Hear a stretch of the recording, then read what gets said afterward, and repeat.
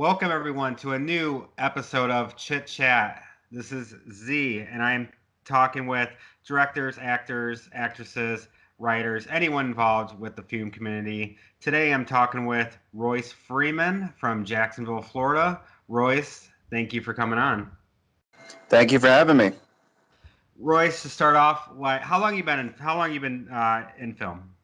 Well, formally since 2000 when I got out of college, but my dad's a filmmaker, so I've been kind of watching film all my life. And when I was a teenager, I actually started writing scripts and all that kind of thing. So, I mean, I'm 39, and I've been pretty much doing it for most of my life in some form or another. I was going to the sets with my dad, so I was watching film happening as a kid, so it kind of informed me from a young age. So it's pretty much been in your family since as far as you can remember. Oh yeah, my dad got into film, when film was on film, and it wasn't digital, Right. and he got into it when he was right out of high school, and he was a photographer, and he went to Vietnam and was a photographer there. And when he got out of Nam, he came back and funny little side story. He was working at a photo store and was renting equipment, and the tour promoter for Led Zeppelin came in to rent a bunch of equipment and asked if he had anybody he knew that could be an assistant. My dad quit on the spot and went on tour with Led Zeppelin. Oh, that is awesome. Right? That must have been a dream come true for him. Oh, definitely, yeah. And just growing up with that all my life is was what kind of watching my dad do it, and then seeing that he could, and just when I got into college, that's what I went after, and I haven't looked back. What works has your dad done? Um, you know how it goes when you're the guy that's doing the outsourced for for pay.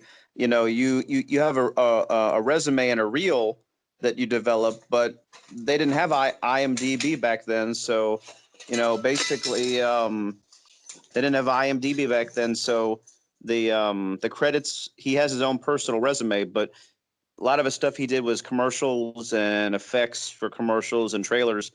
Um, I don't remember off the top of my head all the names of those things, but he's been doing it for 40 years. And from you, since you've been on set with him back in when you were younger, film's obviously changed big time since you can remember. Has that like inspired you to do new things? Well, the mechanics of film, like how it's done, the technology's changed, but the mechanics of how you do it is pretty much the same. Um, and what I saw happening when I was a kid and, in teenage years, you pretty much, you got a shot list, you got your camera, you got your actors, you got your script and your story, and it's all the same. That hasn't really changed. Um, the difference is I grew up being schooled and trained in classic film and then pop culture stuff. Like, you got your classic movies, but then you have your popcorn films that are, it's not high art, but it's good. It's a good time at the movies. And my dad is a big film fan, and he's more into the classic stuff. So all the, when you're a teenager, things that speak to you as a teenager, those are informative years. Every generation has their the Beatles. My dad's generation, the Beatles was the Beatles. My dad's father thought the rock and rolls was that devil's music. Yeah. When I was a teenager, Tarantino, Kevin Smith, Paul Thomas Anderson, the Coen brothers, all those guys were the filmmakers of my generation, because my generation was Nirvana, Pearl Jam, was the 90s rebellious alternative rock scene. So those kinds of filmmakers that were irreverent and counterculture, those were the ones that spoke to me. Some of those filmmakers don't really speak to my dad. He thinks a lot of it is overhyped. So, I mean, maybe he's right, maybe he's wrong, but for better or worse, that's the stuff that informed me. Yeah, you listed off some huge names there. Ones that really opened up a lot of eyes in cinema. And your dad doesn't think like Tarantino or even Kevin Smith is like the new wave? My father thinks some of Tarantino's movies are good. He thinks the new one coming out, Once Upon a Time in Hollywood, looks pretty good. He thought Jackie Brown was good, and Inglorious Bastards, Pulp Fiction he thought was cool. Jackie Brown, but I think he likes the Coen brothers. One of his favorite filmmakers, and I agree that this guy is the master class, is David Fincher. Yes, I agree. David Fincher is like Hollywood royalty. Yeah, he is. I full-heartedly agree with you. Even though the original Swedish version of Dragon Tattoo is the original and it's what it is, if you compare it to David Fincher's Dragon Tattoo, David and Fincher's was done with more stylized art involved, and the original was done a little bit more. You're just observing it as more like a play, and so I tend to think that David Fincher's version is superior, but then fans of the original book and the original movie might disagree. But I'm sure it's apples and oranges. There's nobody's right, nobody's wrong. Did you always want to be part of film? As far as I can remember, yeah, because when you're a kid, children, their whole world is fantasy, and whether you're fibbing to your parents, you're creating stories, or whether you're playing with imaginary friends, or playing with your GI Joes, it's all theatrics. Every child is a storyteller, whether they want to be in film or not. Every child is an actor because they all play. And so it just so happens, because my dad was in formal film and actually was in, the career of storytelling and creating worlds, I combine the two things. So, when I was writing stories in my writing classes in school, they all tended to have the theatrics to it. And my dad was like, well, maybe you should try to go to film school. And, whenever I would pick up a camera, I'd always take a photograph or a selfie or, whatever. I'd always pick up the camera and I'd have a certain way to frame things that wasn't just haphazard.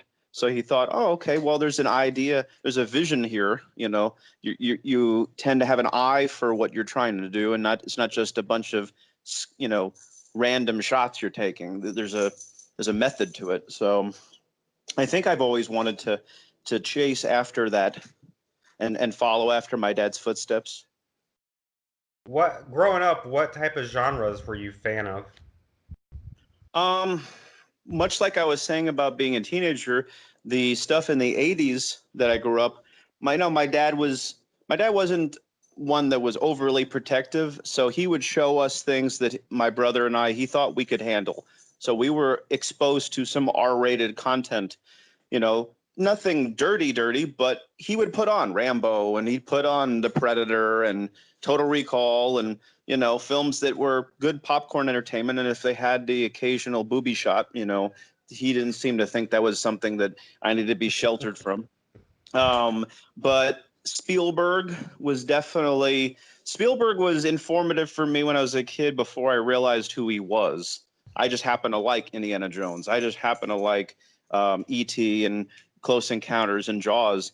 But when I got older, I realized who he was as an artist, and I discovered Schindler's List and the more rich content that he did. I also liked Scorsese and Brian De Palma, like Carrie.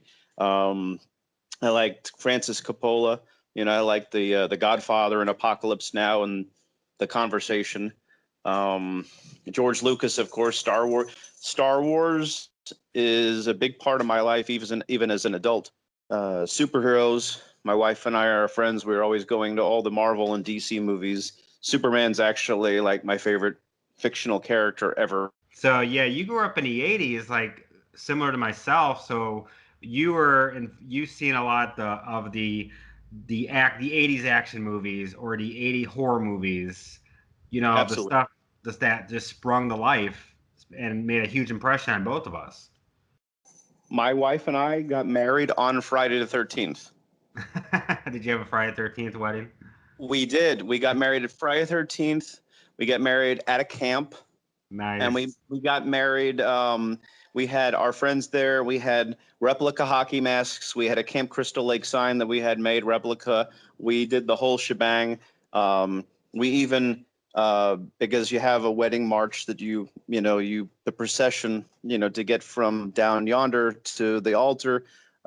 We actually our wedding march was the music before Jason jumps out of the canoe and grabs the girl in the lake at the end of the first Mhm. movie.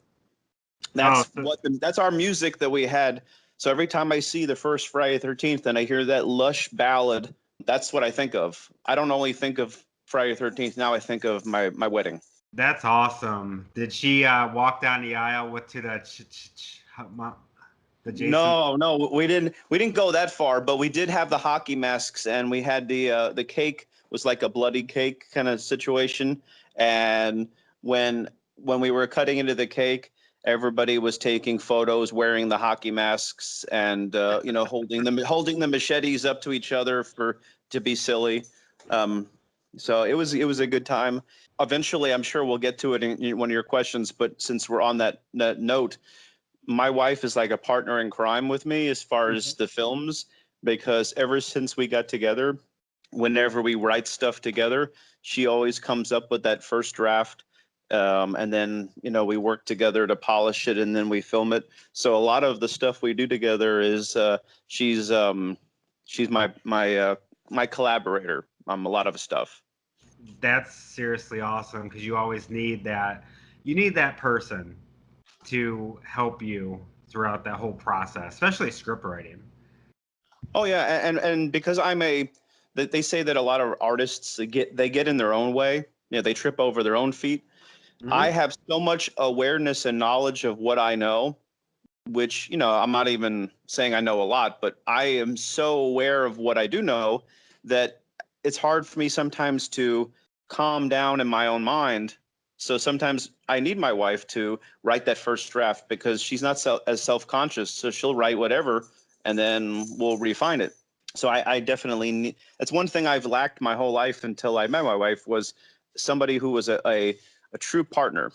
And sometimes you have a partner in life, but then you leave your work at the door. You don't Right. necessarily bring it home with you. And or sometimes you'll have that. I mean, a lot of celebrities don't even date other celebrities. You watch you look at the tabloids and stuff. Sometimes a really big celebrity might be with somebody who isn't in the business, because they don't want to necessarily have someone to share the spotlight with them. And then sometimes you have two actors like Angelina Jolie and Brad Pitt kind of thing, and or Benifer, Yeah. you Yeah. know. Yeah. And it's also nice that you can actually have someone there, like your partner in crime, and you can bounce off ideas off each other. It's like that's like a great relationship. It's also a partnership, a marriage, and obviously a film partnership. And I can't, I don't feel bad saying that. As an artist, I know I can be stubborn at times, and while on the surface, sometimes a suggestion she might make, and on the surface, I might be resistant, but I'll eventually come to understand, the hard way, that ultimately she was right. So if I just kind of got out of my own way early, I could have avoided so much of it's, swallow one's pride, that whole thing. That's seriously awesome. And you said you started right after college. You went to film. You went to or college for film, right?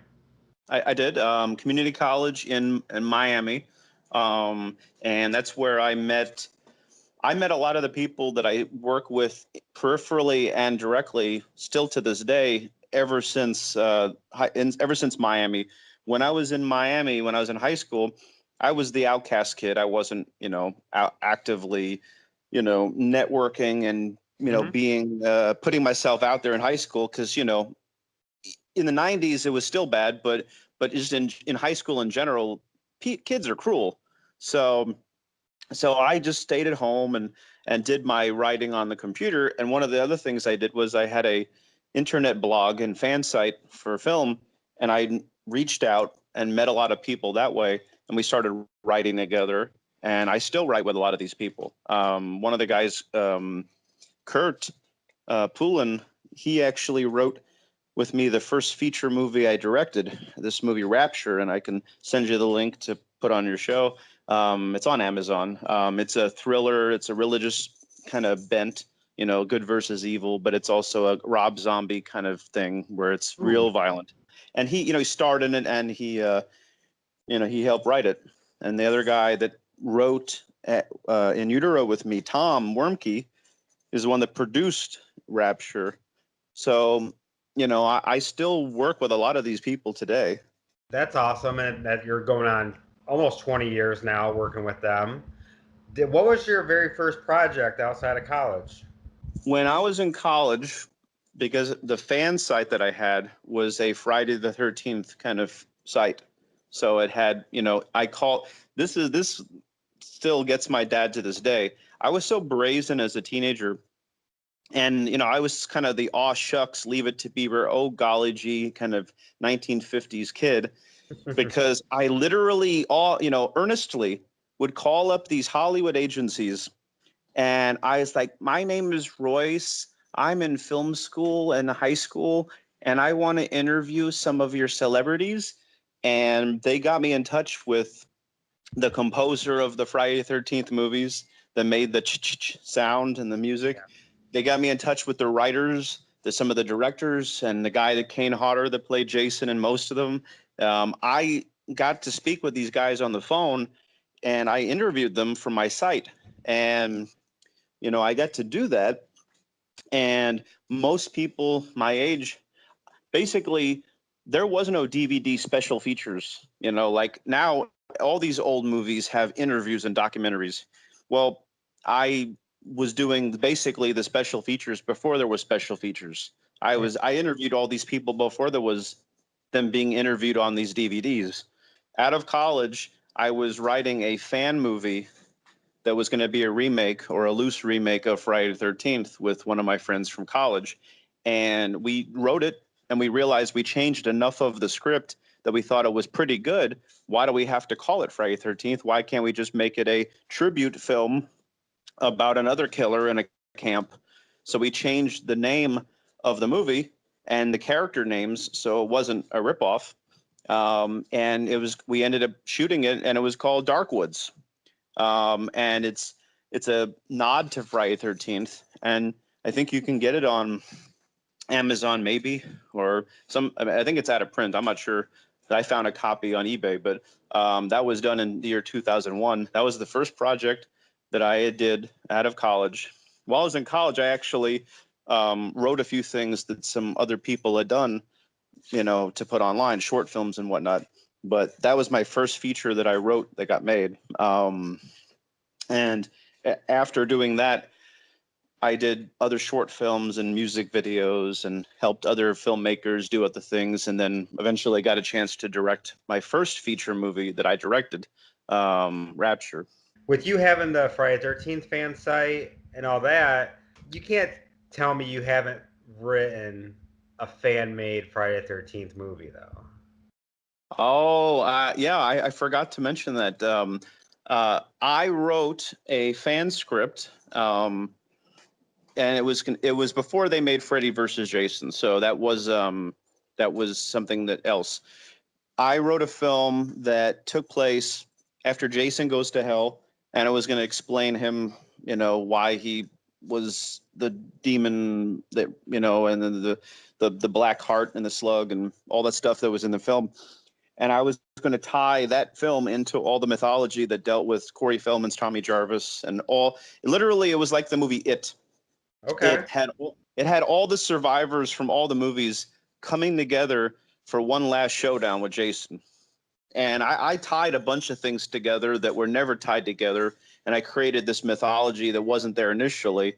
And that's how actually I got a couple of writing gigs. out of college was I showed that script to people, and actually, got work that way. I couldn't do anything with that script, but I did. It did give me work. Do you still have that script? Oh yeah, yeah. I can find it on my computer. It's somewhere. Because obviously, with all the legal issues with Friday the 13th, it's very possible you can make a fan-made movie and nothing happens. Yeah, that's what I heard. I actually know the writer of the first movie, and what I understand about the legalities is that when he took on the writing the first film, a lot of old Hollywood agreements in the old Hollywood era were done with a handshake and an agreement, and they're like, we'll sort it out on paper later. Well, that's hardly legal. Right. That's really just, we're going to start the process and we'll sign the papers later. Well, technically, that means that he started that movie as a spec script.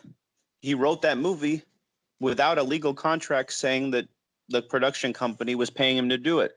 So technically, the Writers Guild says that that's not a work for hire. That's a spec script. So through some little loophole, he actually, because I think the Writers Guild says that you can renew your copyright on your intellectual property after like 20 or 30 years or something. So technically, he's like, okay, I've been screwed out of getting the royalties for this for the first movie and the creating the character of Jason. I've been screwed out of this for 30 years. I think it's time that I actually get what I deserve. So unfortunately, trying to get what you deserve also has a double-edged sword of, if it halts productivity for other work coming out, and I'm not even saying he's wrong for doing it. I'm just saying the double-sided thing is the guy that produced all those movies, he's fighting that in court. So all this pushback back and forth, and then all the fans are waiting around. Okay, can mommy and daddy sort this out so we can get more work, more films? Yeah, that's the bad thing about this. We're going to be waiting for a while for any type of justification on what's going to happen and if we're ever going to see a Jason movie ever again. The guy that played in Friday the 13th Part 3, Shelley, the guy that gave Jason the mask. Yeah. He's a lawyer. He's an entertainment lawyer. And he actually got online and was explaining what the court case was and what the legalities was. And he said, look, Victor's right to be able to put forth his lawsuit. And I guess technically on paper, Sean's also right for saying, hey, wait a minute, at this point, it's like, okay, everybody's right. Can we just move on and can we just, get settled this so we can get more films? Right, and maybe just sell the franchise to someone that wants it to make it, like say Blumhouse. Oh, Blumhouse! I saw online. Blumhouse said that ever since he did the Halloween movie, he says I'd love to get my hands on Friday the 13th. Oh, I'm sure Jason Blum wants every franchise just so he can do something, so he can like counteract them. But did you see Chris Rock is yes. Saw. Yeah, it's gonna be interesting. So like horror's got a new actually it's got a new like genre. You got McBride doing Halloween, which was actually pretty decent. And Jordan Peele. Jordan Peele's he's just naturally talented with horror. So horror's got a kind of new outlook on its horizon coming up. Well, when we eventually get to talking about In Utero, we can definitely talk about the fact that horror has has something to say, because much like Jordan Peele making statements with his two movies so far, In Utero didn't necessarily that it didn't sugarcoat things. No, it didn't, and we'll talk about that in a moment. But Yes. You said your first feature, Rapture, was your very first. Tell me about that. Well, Tom, I met because of the fan website, and he actually helped me revise that fan script. So that's what he read, and we started working on that together. And we wrote a bunch of other scripts together that haven't been produced, but one deals with like the an alternate reality that if you go Alice in Wonderland Through the Looking Glass. We wrote something that dealt with a horror movie that where you go to this mystical mirror, and whatever's reflected in it also has its doppelganger. So your soul can be inside the mirror and cause harm to you in the real world, kind of thing. It was really bizarre, but we wrote that, and some other scripts. And at the same time, I had met my friend Kurt, and Kurt was my manager at this movie theater I worked in years ago. And those two things came together because Tom had come into some money, and Tom said, hey, you're looking for your big break. I can give you that big break through the fortuitous events of coming into that money. So he said, I have a very loose idea of a movie. Here's a movie I want to make. Rapture was a indie film, and it was about faith. It was a Rob Zombie meets salvation story. And it was Reservoir Dogs in a house with kids in the wrong place at the wrong time and crazy hooligans that wanted to do them wrong. What did you do after Rapture? After Rapture, I got through some actors that were involved in that project. They recommended me to edit this other filmmaker's film for him, and working on that project got me a couple other gigs. And funny enough, I was going to this local film festival for years before I met my wife, and I, peripherally mingled, but you need that. Have you met Ted? You need that wingman. You need someone to kind of push you into right into the social frenzy and get things going. But I was a shy guy, so I didn't necessarily engage as much.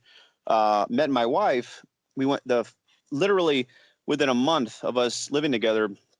She said, "You want to go to a film festival?" And I had already been to the same one, but I was like, "Yeah, sure." So we went, and at that very first film festival with her, somebody came up to me and said, "I recognize you. You're the guy that made Rapture." I said, "Yeah." And he says, "My director just dropped out of this short film I was going to do, and I was wondering if you wanted to direct it." I said, "Absolutely." And so I actually got to work with an actor I worked with years ago. Before that was on something else. And so I got to do that. He saw how I conducted myself on set, and he realized I was so anal retentive about detail and over planning. He says, "I got other stuff I want you to direct, but would you want to be my assistant director?" Because he says, "You run a film set like nobody's business." So I actually was his editor and his assistant director on a couple of projects, which actually works out because if I already know what he wants, I can tell him on set, "Hey, you need to get this because it won't cut together unless you do." And so I was telling him he needed this material. So we did a couple of things. I worked on a couple of music videos. Another thing to bring up is my father, ever since Rapture, has worked on almost every single project I've had anything to do with. My dad told me, because he basically retired, he said, "I have nothing but time," meaning him. And he said, "Every project you work on, they get me for free. Every movie you edit, every project you edit, every stuff you work on, Royce, I will come on and do the color correction. I'll help you sound mix it. I'll do all these things to help you only because it's you. And they don't have to pay me a dime," meaning him. So they were all these productions, these short films, music videos and stuff, they were all getting, hours, countless hours, weeks, months at different times of labor and manpower and 40 years of experience. In Jacksonville, I've had someone tell me this, that when they saw well, we'll get to that with In Utero, but basically in just a blanket general statement, everything people have seen that's come from my dad, they've said this kind of quality in Jacksonville isn't as common. I mean, people are doing it, and there's money. There's people that can do this locally, and there's a lot of good stuff. But he has the time to devote for something. Most people have to pay people or they have jobs. So if he's retired, he can spend as much time as he wants every day for as many days as he wants on end working on stuff. That's a resource you can't, that's invaluable. So a lot of projects I've been working on over the last several years It's all been collaborating with my dad. That's awesome that you actually can work with your dad and kind of keep that in the family as well. Let's talk about In Utero. Oh, sure. Yeah. I just reviewed it, and it was a really good movie. Thank you. I really loved the acting. The dialogue was great. Where did you come up with the script? The script, and I am skilled at answering this one question you just asked because I've had to dodge the answer for so long. And I still have to phrase it a certain way because you have a non-spoiler review. The way I came up with the film was I had this dream. Literally, I was asleep. I had this nightmare, and the nightmare I had was Skylar. I didn't even know her name, but we'll call her Skylar because that's what I ultimately named her. Skylar was a pregnant girl, and she was trapped alone in tears in a bathroom in this dingy, nasty house. And I didn't know who she was. I just knew she was pregnant and scared. I knew that on the other side of that door, somebody was trying to knock it off its hinges desperately to get in there, almost as if the baby or the mother was a prize to be had. And I woke up in tears because it was so vivid. And I was like, this is horrible. Who would do this to a human being? It's unacceptable for this to be a real thing. But it felt so real because you can almost smell the paint on the wall. That's how vivid the dream was. I needed to tell this person's story. I needed to know who she is and tell her story. So I literally snowballed backwards. Instead of the snowball rolling down the hill to get momentum, the snowball already had the full form at the bottom, and it had to go up to the snowflake of the initial seed, that became the big snowball at the end. So I had to come up with a series of events that were so drastic and dire that would push somebody into a corner to have to assess a choice in life. And I was like, there is no such thing as over the top when you have to do that. So I had to paint a series of characters it was like an Uber story. Zoe had to be just vicious. Kane, even though he's a big joke, has to be a large man who can be physically imposing, so there's this threat. And somehow in my mind, I was like, well, you always have this dynamic that's very interesting in storytelling. If you have the obviously good people over here and you have the obviously bad people over here, if you have the one person who is really the audience's gateway into the story, and that's usually somebody who is on the periphery, that's kind of torn between what's right and wrong, and they have to make choices. And I wrote Raven to be the conduit for the audience, the avatar that they could impose themselves in the story, because not everybody's been pregnant, so they can't relate necessarily to the mother entirely. They can empathize, but they haven't. Not everybody's been pregnant, and not everybody was just like her friend. But everybody can understand what it's like to have trauma. So Raven's character was conceived to be that. It's okay. She's, I'll even truncate that in case you need to cut something around this. The characters in Utero were created to further the story. You had your archetypes. You had your good characters and you had your bad characters. But even the bad characters I created with shades of gray because I wanted the audience to not know how to feel. I wanted to show you Adolf Hitler, the Satan character that's the evil person, and then show them petting a kitty or a puppy. I wanted to play with the audience's emotions. We're like, what? How am I supposed to feel about this? That's why I gave Zoe a backstory. That's why Zoe says to Skylar, it's so easy if the shoe fell on the other foot that, you could be just like me. All it takes is the right push. It's nothing. There's not a false note in the movie. Every piece of dialogue was done because it was either supposed to be stilted, where it was kind of stylized, or it was meant to just be very casual. But it all was there in service of the characters and the story. And Raven's character literally was somebody that she had been abused, and she was a damaged person, and she was looking to find something that would bring her sense of peace. And she thought she had found it with Anya. And then the story unfolds, and she realizes that he's like, "Can't I catch a break? Aren't I allowed to find happiness? Why does this have to be taken away from me too?"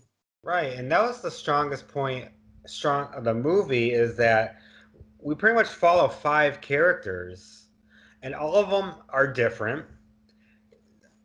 Zoe and Kane, they were very similar, but Kane was kind of the goofball, but he was very menacing. Zoe, I absolutely loved Zoe's character. She had the motherly instinct, but she was also a psychopath. And I love that transformation she did throughout the movie. Well, when we wrote the movie, I wrote it vague enough for Zoe that an actress could take it and run with it. And we had, different people audition for it, and it's been in a gestation of the script and getting it made for a couple of years before we shot it. So there were a couple of people who at different times were interested, but then they had to move and stuff. The character, the best person for it ultimately is Fennell, who got the role. If other people had played it, it would have been different, because one person that was going to play it was going to play it where she was happy-go-lucky and motherly, but then at a drop of a dime would flip, and then you would see her as crazy, just real cray-cray. And there was that dynamic, but physically imposing, Fennell all the way. I mean, she was born to play that role, and everybody in the movie would tell you that.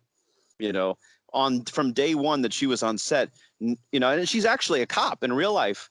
So she understands how these bad people tick, because she deals with them all the time on a daily basis. That's I never knew that. And that was actually very helpful when you said that, because she had like that light switch snap. Like she was all like cozy, and then all of a sudden snaps, and then she's psychotic.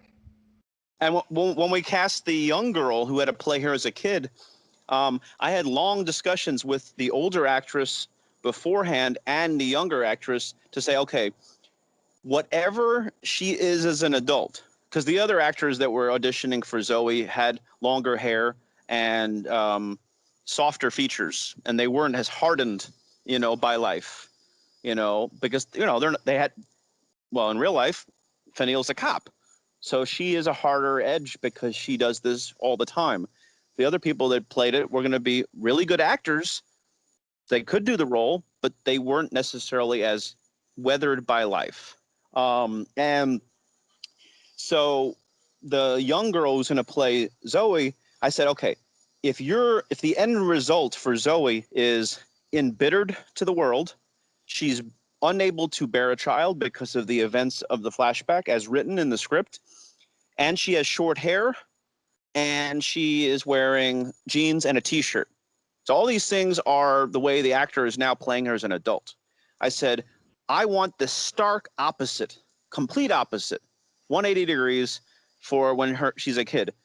And I said, well, okay, the actress that's playing her as an adult, she's in her 40s, making her 17 years old. That's so many years difference. Well, from today, when we make this movie backwards, what decade is that? Okay, that's the 90s. So what is a 90s rebellious teenager? I said, okay, she should be wearing a leather jacket, a shirt, and like plaid skirt. She should be wearing that whole, alternative rock kind of punk thing. And she should have long flowing hair. Everything about her should be completely different. This one event, losing her child, should just send her completely off the rocker. So her hair is now cut. She's gone no dresses anymore because she feels vulnerable by them. So now she's in pants, and her hair's short, and she's not girly and not, sweet and carefree anymore. Everything is different. So I wanted all the characters' decisions to be informed by, the past dictates our future. So that's kind of where I wanted to go with the characters. Right, and I could tell throughout, especially in the flashback scenes for the characters, that you actually time based it perfectly with given what time time frame it was in the movie, that and then the story arc throughout as well, especially for character dynamics. That I love that detail that you did. Oh yeah, I mean, I wanted to create a thriller that had multi layers. I wanted to have it deal with issues that are not necessarily all, you know, happy go lucky. All the characters have gone through stuff, um, and I wanted the flashbacks to make, you know, the things a little harder for the audience to pinpoint how they should feel. Like, there were things that were added in additional photography at while we were editing to beef things up. That scene at the beginning where Raven is a girl, young girl, it had been in earlier drafts of the script, but it hadn't been part of the shooting script. So we were like, okay, we're gonna make the audience very certain that we're following Raven from the beginning. So we created that opening with that. We wanted to show that she was capable of a righteous kill, that it's premeditated. It is murder. It's not self-defense in the moment.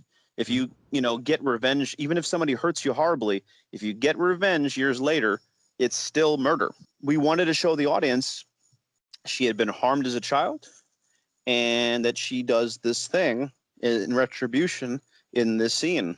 I don't want to say what it is for the people listening, but she does this thing. She does this thing, and everybody who saw it while we were shooting that says, "I would do that," So you can relate to her.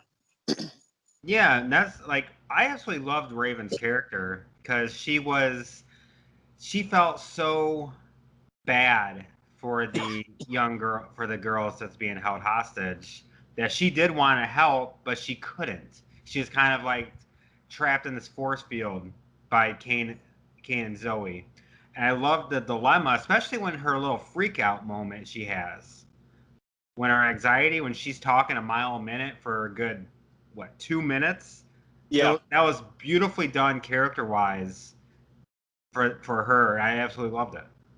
I wrote a very vague in the script, because the script was written before the actors were cast, so you didn't know you didn't know what you had to work with as far as the tools. But I wrote a very bereft scene. It was short, and it was just her saying that she was pacing back and forth, biting her nails, chain smoking, and she said a couple of lines. But on the day, I was saying to her, imagine you're talking a mile a minute. Imagine you're freaking out. And imagine, I said, you can be either one of these things. You're really, on an Adderall caffeine high, or a person who in the 80s would have done too much blow, but just basically be so jittery and hyped up, like any of those substances would make somebody. And basically interrupt yourself in the middle of saying something, change what you're saying. So your syllables are jittery and like, kind of like I said, like you take acting classes and they tell you, play it like a tree, all that kind of stuff. Well, I said, you're a bumblebee. So I need lots of jittery motions, lots of, like she's just, like completely off her rocker. And so that scene was not planned. It was, I said, here's the lines of that I want you to hit and go. I didn't know she was going to go for 2 minutes, but once she did, I was like, all right, it's good. The performances the actors did at times, when you see them rehearse it, would dictate how you shoot the scene, because now you're seeing the blocking. Sometimes based on how it was photographed and acted, you see the ballet. You're seeing that there's a operatic or a balletic movement with the actors, how they're ebbing and flowing, their gestures and the timbre in their voice goes up and down, and there's this symphony that's happening. And it will also dictate how you edit the scene. You come up with ideas that you never would have thought of if it wasn't for those factors.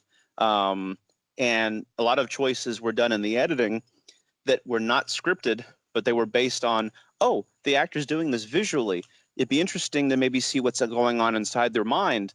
And it inspired showing those flashes, which happened at that scene, and also at the graveside of the one character, is remembering moments from the film. Those two things were montages that were very artful, and they weren't scripted. So those came from being inspired by the cinematography, which was brilliantly done by the Pig Tree Fellows, the trio of guys, Nick, Sam, and Daniel, who shot it, and how the actors did it. And, you know, it was just all came together like a perfect stew. One of the things I also enjoyed was just Kane's character in general. Pretty much half of his dialogue were movie quotes. And I actually love that character because while he's doing these quotes, you don't think he's going to be taken seriously, but the look in his eye, the expression on his face means he's very menacing. I wrote the character. I'm going to phrase this in a way that it'll come across the best, because this is a kind of weird thing to say. Kane's character, I needed to have a physical lackey, a muscle for Zoe to use as the enforcer. So, I mean, she's capable of doing stuff by herself, but she can't keep an eye on everything in the room if she's doing the wet work. Mm-hmm. She needs to have an enforcer to do stuff so she can still sit back and keep an eye on things. So I needed Kane to be physically imposing and all those specific things that he had to do that were unpleasant. But I said, well, we've seen that in a million movies. He's just playing the bull in a china shop. We've seen that before. Well, what can I do with the character to make him a little, more interesting? And I took a page out of what animators used to do in the old. I'm sure they still do it, but animators that were doing cell animation in the old Disney form, they would look in themselves in the mirror and make faces and contort their faces to see what expressions the human face would make when it was doing things, so they can figure out what a mouth is supposed to look like when it talks. And they would do that. They would look at themselves in the mirror. And with that in mind, I was like, looking at myself in the mirror. And I was like, what if I wrote myself as a personality with movie quotes and silliness and all that stuff? And what if I took that character and I put it inside of another character that was this mean, horrible person? And I said, well, if you combine those two things, you have this person who has panache and the silliness and has this personality, and nobody takes them seriously. And then they make the mistake of letting their guard down, because they think, like in the movie One Flew Over the Cuckoo's Nest, that one character that's the giant, the Indian, people just think that, oh, he's fine, he doesn't say a word, and they let their guard down, and he turns out to be bad news. So I wanted to do that. I wanted him to dig his own grave with everything he said. He was a big joke. In real life, people think I'm funny by doing those quotes because they know I'm a fun guy. But this guy's a criminal. So by him making all those dumb remarks and people actually condescending to him he misquotes movies sometimes. So sometimes characters will correct him. And it's emasculating to him because Zoe and Raven will correct him in front of the hostages, which in real life, it makes no sense, because the hostages actually would now not respect him.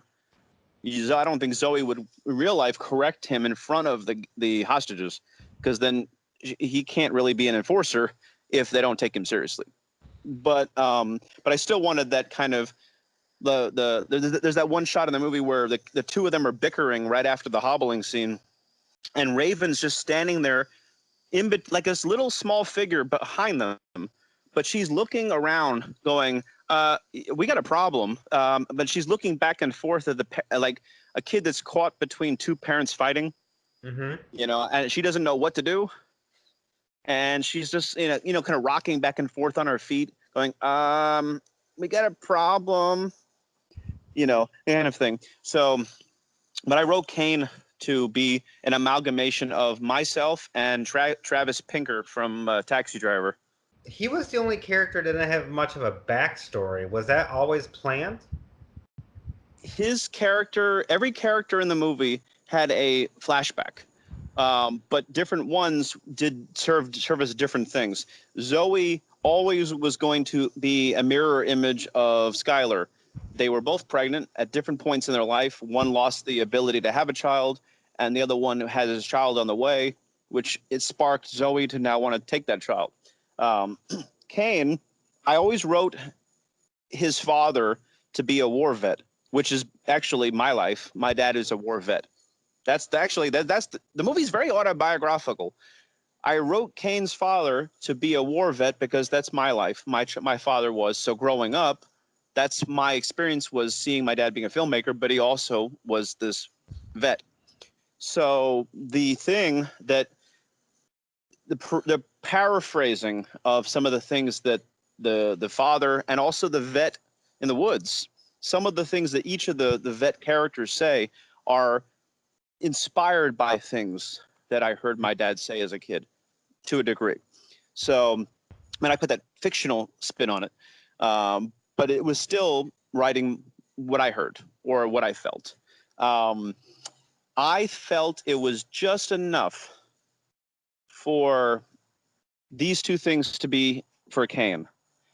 You have, like you watch a James Bond movie and Q says, this pen turns into a grenade, or this pen has a grappling hook that can support a tanker truck.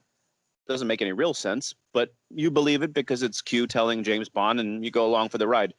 I felt it was perfectly adequate for the character, for the father to tell the young child that, I thought I was being a hero and people disagreed.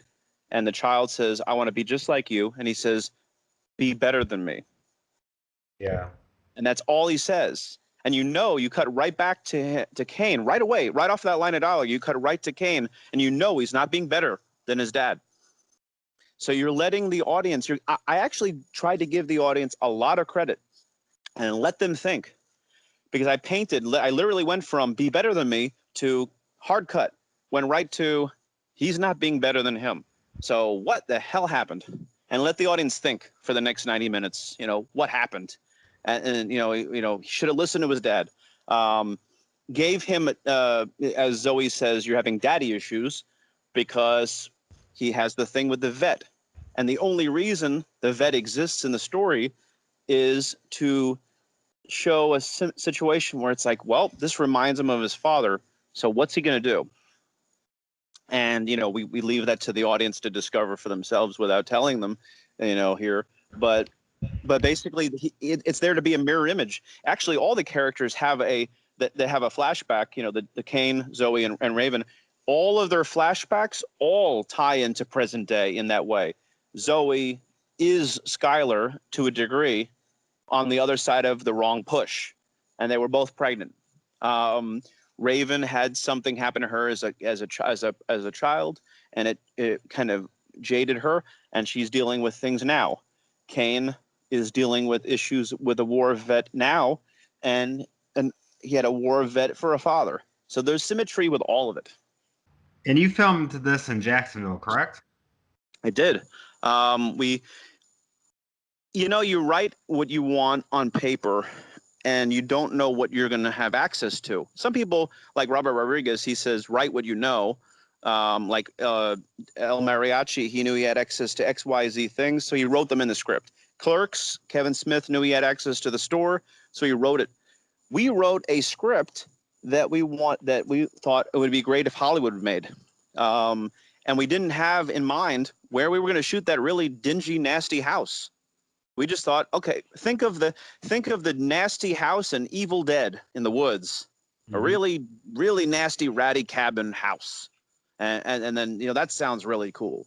And then we had a hard time finding that. And one of my actor friends said, well, I'm kind of a hard rocker, so my house is, it fits the bill. I have some holes in my walls, and it looks there's beer cans hanging around and ashtrays, and it just looks like there's a really really good party happened that lasted a long time, and so we shot in that house, and the house was a character. It knew we were coming. The house knew we were coming because the house was ready for the camera. We didn't have to do much. We moved the furniture around a little for the cinematography, but we didn't do that to the house. That house was like that when we walked in. Yeah, I love the setting of the house, especially early on when Raven first leans up against the wall and the wall caves in and she kind of freaks out. I don't know if that was planned or not, but I just loved her reaction. There was two things in the movie that were not scripted specifically. And there's a lot of things that weren't scripted, but her and they both involved that actress. Because there was already holes in the wall that were done from a previous film shoot in that house.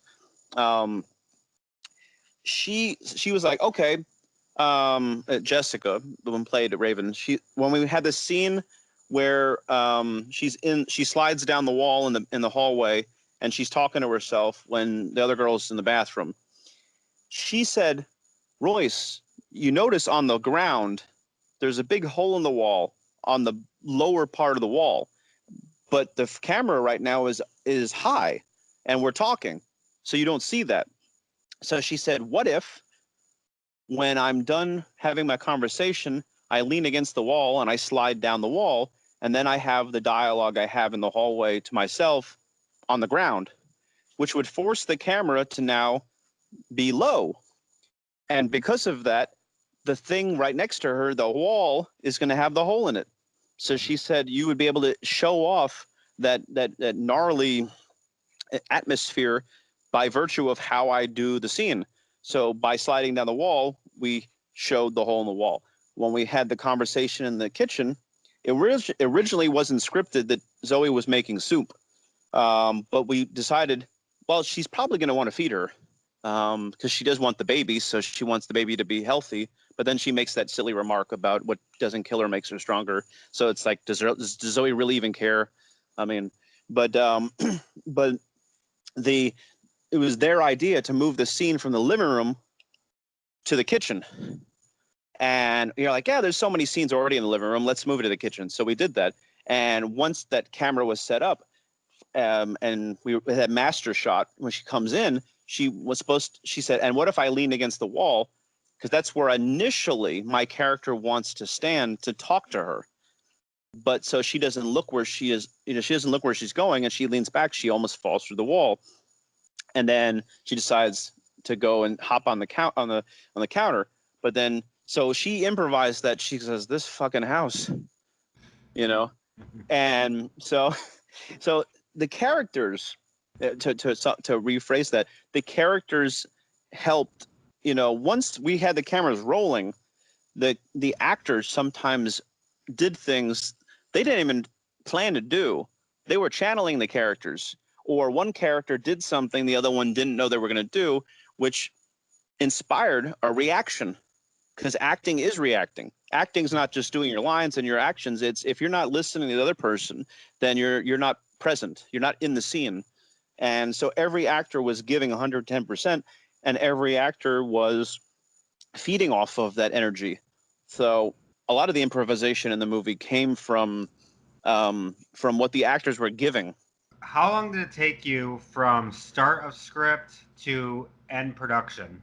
I wrote the script shortly after the premiere of Rapture. Premiere of Rapture was in 2014. I think I started writing the script in about a year later. And so we started shooting in 2017. So, and then the movie, we just had our premiere in May. So about 3-4 years from script to release, or at least premiere, because we're still shopping it around. Where can people see In Utero? In Utero, there's trailer links we can provide. Until it's released, we don't have a way for people to purchase it yet, but we have interested distributor parties, and when one of the distributors and it decides that they're the one that's going to put it out, then we'll be able to provide that information. But much like I was saying earlier, this movie, it is a hard pill to swallow. It has characters that are living their truth. It has issues in it that are contemporary to today's social concerns. Usually, a lot of those concerns nowadays, they refer to them as hashtag issues. You know, things have always been happening for a long time to people, women specifically, because that's what the story is about. But because of social media and because of a voice now being able to be given to the people that have been harmed and wronged, people now are aware of what's been going on for a long time. So this movie, it deals with people that are wronged and people that are trying to fight back, and sometimes it's all timing. Can you step up and do the right thing before it's too late? Because if you step up and do the right thing and you're just a minute too late, you actually still you know, it was all for nothing kind of thing. So it deals with timing. The movie deals with timing a lot. You know, some things are all timely in the story. Some people just miss each other. Someone's about to do something and somebody, you know, intercepts. Some people do something and they're late to make it not happen. You know, it's actually funny to try to talk about something without spoiling it, you know. Yeah, I But tried not to spoil it in the review as well. But what is next for you? Like, what other projects you got going on? this is very relevant to the issue of talking about one's father and coming up and living in the shadow of your parent and trying to you try to get your parent to agree with your choices and see your own sensibilities and give the approval, you know, that kind of thing. Let me rephrase that. I've been trying to follow in my dad's footsteps for years, and you have different sensibilities. He likes things that I like, and I like things that he likes, but I also like things that speak to me that aren't necessarily part of his, you know, concerns and his artistic taste, which is okay. You know, there's 31 flavors of ice cream. There's enough for everybody. But much like the generational divide that we all have, you still seek the approval of your parent. You know, whether it's realistic or not, you still try. And I wrote a story that I'm crafting into a script, and it's about a child that tries to seek the approval of one's parent, and because they can't necessarily get that approval, they seek the approval of another parent figure who ends up being, you know, no good for them. And you know, and once you take too many steps off of the right path, how easy or hard is it going to be to actually find your way home again? And I have found a lot of times when I write these stories that are autobiographical, not because I identify as female, but because I tend to be more interested in writing a character that has depth and shading when I'm painting that brushstroke for a female character. So I'm writing this story actually as the character is a teenage girl who's growing up and then goes off to school and stuff, and they're the one having the issue with their parent, as opposed to it being me. Because if you change it enough, then you're not exactly writing about yourself. You are writing kind of your story, but you're putting it in someone else's shoes. I'm writing a semi-autobiographical story about generational divide. Parents of filmmaker, child wants to follow after their footsteps, and because they don't get the approval of the parent, they actually they run in with the wrong crowd, and they seek the approval of another parent figure, and you know how that all plays out. So I'm writing that as a feature. I have a couple of short films that deal with, there's some funny comedies and another thriller that I'm going to try to do. Next summer, actually, I'm writing something with a friend of mine. We're going to try to do another feature movie in Jacksonville next summer. If we get everything lined up. It's going to be like a David Lynch kind of thriller where it's weird, but it also deals with some mystical, supernatural stuff to, pepper that throughout the story. That's if we can get it off the ground. But every project I do, I manage to meet new people, and they all want to work with me, or I want to work with them on stuff. So we all kind of are like, okay, great. Everybody wants to work together. So what kind of projects can we come up with so we can work together?